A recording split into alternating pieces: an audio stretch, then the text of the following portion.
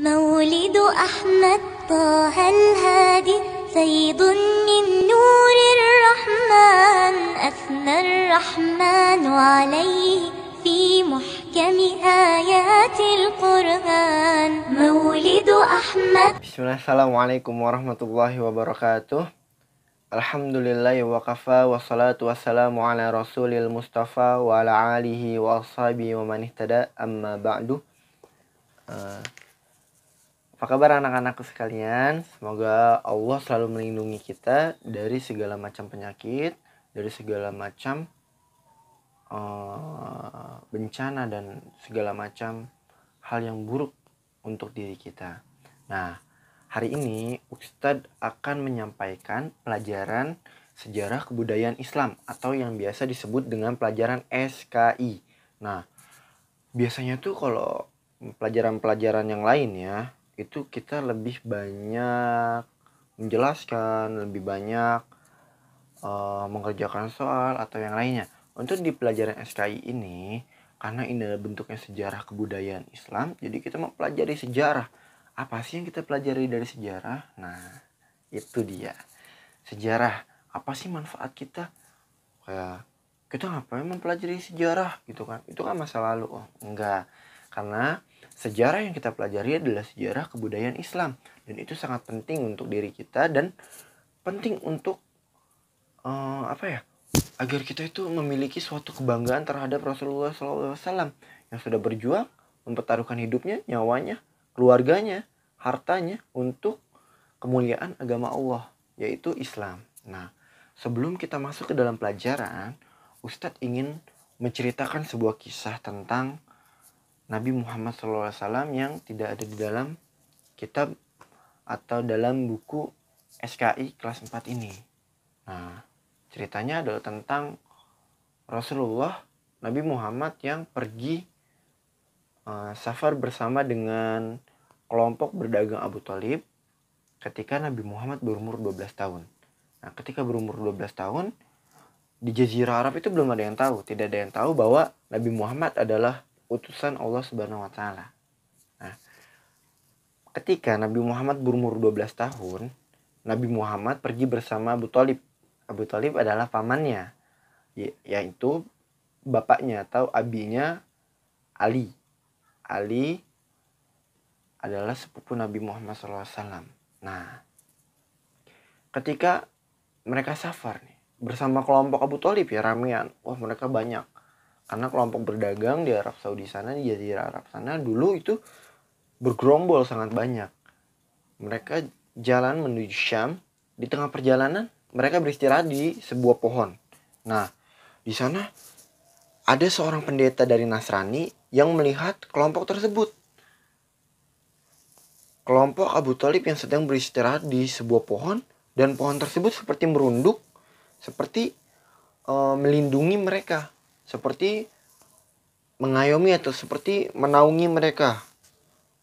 Dan ada sebagian kisah yang menceritakan bahwa awan mengikuti mereka.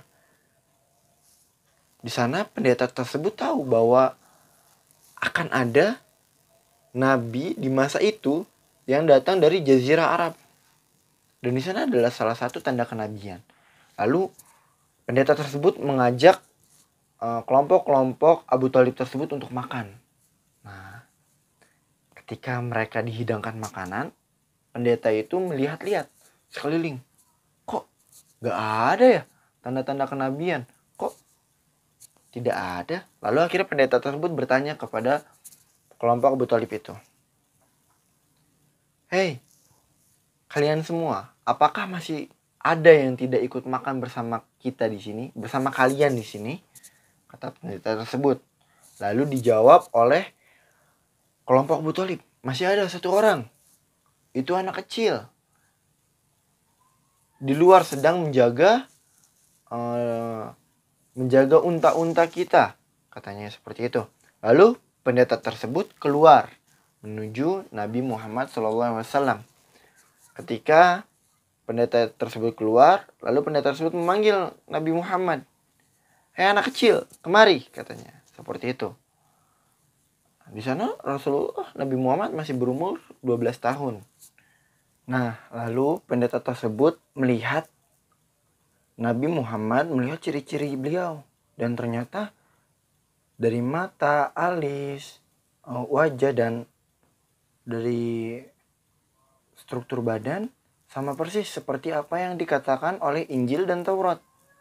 Jadi dalam Injil dan Taurat, ciri-ciri kenabian itu sangat jelas disebutkan. Nah, lalu pendeta tersebut berkata kepada Nabi Muhammad, ya anak kecil, saya tanya kamu atas nama Lata dan Uzza.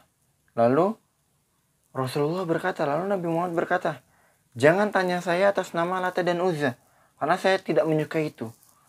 Nah, di situ sangat jelas bahwa Rasulullah sangat membenci suatu hal yang mungkar. Kenapa mungkar? Nah, karena Lata dan Uzza adalah sembahan orang Quraisy sebelum Nabi Muhammad berdakwah di dalam kota Makkah dan di Jazirah Arab.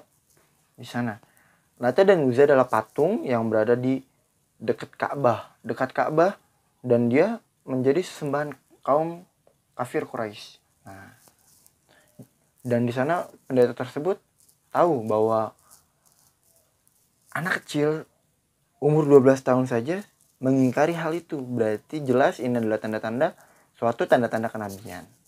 Lalu pendeta tersebut masuk ke tempat di mana kelompok pedagangnya Abu Thalib sedang makan. Tak lupa ia membawa Nabi Muhammad bersamanya. Lalu pendeta tersebut bertanya, siapakah walinya anak ini? Siapakah walinya Nabi Muhammad? Kata pendeta itu, maksudnya seperti itu. Lalu Abu Thalib menjawab, saya ayahnya. Lalu pendeta tersebut menjawab, tidak mungkin kau ayahnya. Kalaupun engkau walinya, kau adalah pamannya, Abu Thalib. Lalu Abu Thalib menjawab, dari mana engkau tahu? Lalu pendeta tersebut menjawab, anak ini sudah disebutkan di dalam kitab kami. Namanya Muhammad atau nama lainnya adalah Ahmad.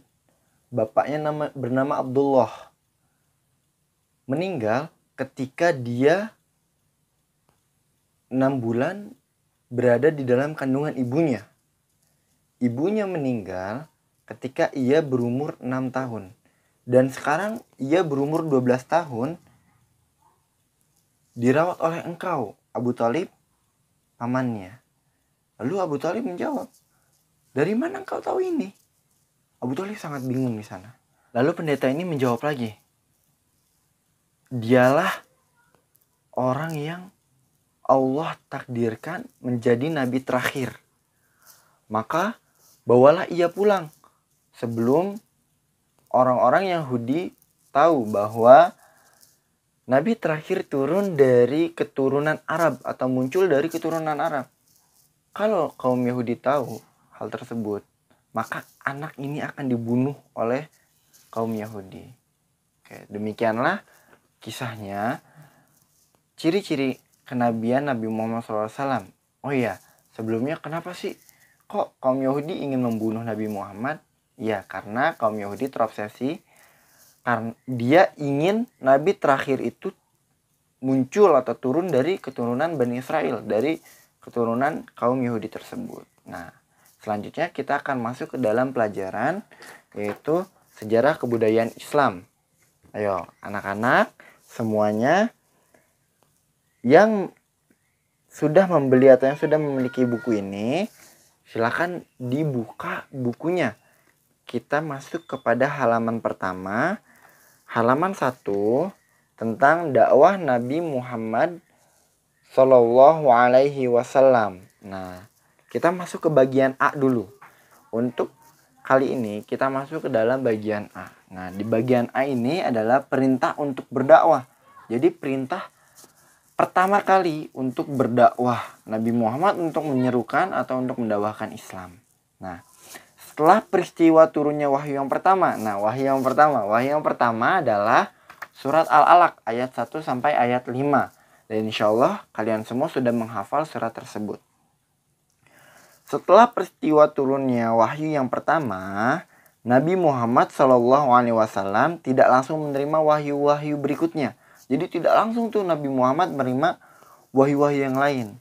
Nah, Setelah beberapa waktu, setelah menunggu atau setelah jeda beberapa waktu, barulah malaikat Jibril alaihissalam datang untuk kedua kalinya membawa wahyu yang kedua, yaitu surat Al-Mudaththir ayat 1 sampai ayat 7. Nah, insya Allah ini akan menjadi tugas kita atau akan menjadi tugas menghafal untuk kita dan akan disetorkan hari Senin depan. Nah, yang surat Al-Mudaththir ayat 1 sampai 7 itu bunyinya seperti ini. A'udzu billahi minasyaitonir rajim. Bismillahirrahmanirrahim. Ya ayyuhal muddatsir. Hai orang-orang yang berselimut. Kum fa'anzir. Bangun dan berilah peringatan. Berilah peringatan. Berilah peringatan maksudnya itu menyebarkan dakwah. Wa rabbaka fakabbir. Dan agungkanlah Rabbmu. Wasiyabaka fatahhir. Dan bersihkanlah pakaianmu. Warrujza fahjur. Dan tinggalkanlah perbuatan dosa. Wala tamnun tastaksir. Dan janganlah kamu berikan karena ingin mendapatkan balasan yang lebih banyak. Janganlah kamu memberikan sesuatu ketika kamu menginginkan hal atau imbalan yang lebih banyak. Wali rabbika fasbir. Dan untuk memenuhi perintah Rabbmu maka bersabarlah. Nah, ketika Rasulullah mendapatkan wahyu seperti itu, mendapatkan wahyu yang kedua kalinya, Rasulullah SAW diperintahkan untuk berdakwah. Jadi wahyu yang kedua adalah wahyu perintah untuk berdakwah, yaitu mengajak seluruh umat manusia agar beribadah kepada Allah Subhanahu wa Ta'ala. Dan setelah menerima wahyu yang kedua ini, beliau berkata, sekarang sudah tidak ada lagi waktu untuk bersantai-santai. Jadi sudah turunnya wahyu tersebut, maka Rasulullah tidak lagi bersantai-santai. Rasulullah sudah mulai berdakwah. Rasulullah sudah mulai mempertaruhkan hartanya, keluarganya, waktunya, bahkan dirinya sendiri untuk berdakwah menyebarkan agama Islam, agama yang dirahmati Allah Subhanahu wa Ta'ala. Mungkin hari ini hanya sekian, dan insya Allah kedepannya kita akan mengulas lebih banyak kisah Nabi, kisah dakwah Nabi Muhammad SAW. Syukran atas perhatiannya. Jazakumullah khairan. Assalamualaikum warahmatullahi wabarakatuh.